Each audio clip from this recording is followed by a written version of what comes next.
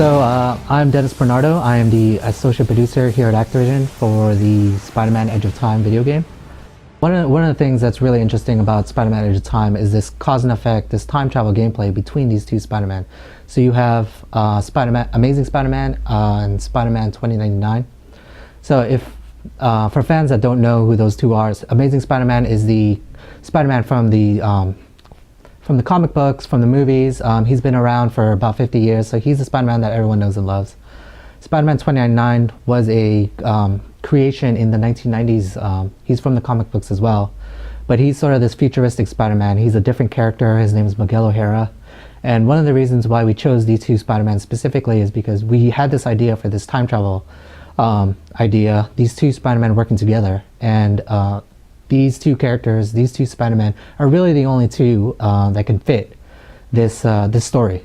They sort of exist within the same timeline, so Spider-Man 2099 exists in a possible future of Amazing Spider-Man. And so throughout the game, you're gonna control these two Spider-Man, and you're gonna be able to work together across time to ultimately prevent the death of Amazing Spider-Man. So tell us more about this interaction between the two Spider-Man. How does this work within the game? So there's going to be moments in the game where one Spider-Man needs help from the other.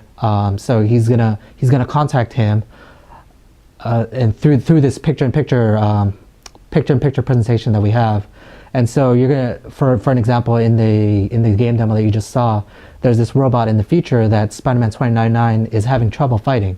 So he needs to ask help from Amazing Spider-Man. So what Amazing Spider-Man has to do is find the prototype parts of this robot and destroy them, just so the robot in the future doesn't exist anymore.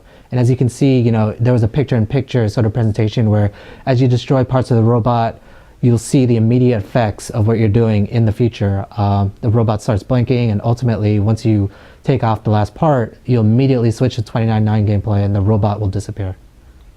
Cool, so what sort of new attacks does Spider-Man have this time around? We saw the ghost decoy. Mm-hmm. So there's a couple of new moves, one per Spider-Man that we added in the game. For Amazing Spider-Man, there's this evade maneuver that we added where he taps into his spider sense and his increased agility to sort of move faster than the normal human can see. And so he uses this ability to overcome obstacles and dodge any incoming attack from the enemies.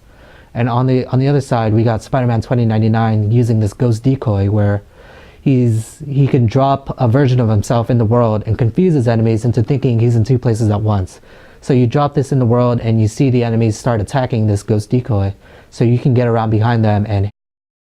And these moves are not only useful in combat, but also in exploration and sort of navigational elements as well. There's going to be times where you're going to be faced with a wall of lasers or a door lock. So you're going to have to use these abilities to guide missiles, or use these abilities to dodge these lasers and get through the environment. Cool. So what about building up the character? These elements of leveling up the character and getting new skills and so forth. There's going to be an upgrade system in the game. It's still in the works right now, but the basic element is you're gonna be able to get points, like experience points, something like that, where you're gonna collect them from enemies, from collectibles in the world, and you're gonna get to upgrade and buy new moves and upgrade your moves so that they become different moves throughout the game.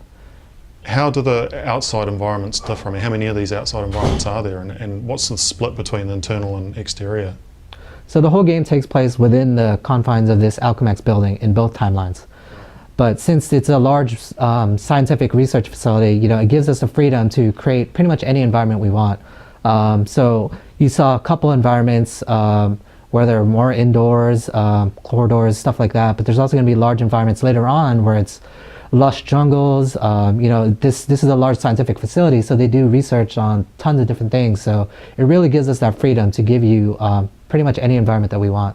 We saw the boss fight with Anti-Venom. How many of these boss fights are there in the game? There's going to be numerous boss fights with a bunch of different villains from the Marvel Universe, from the Spider-Man universe.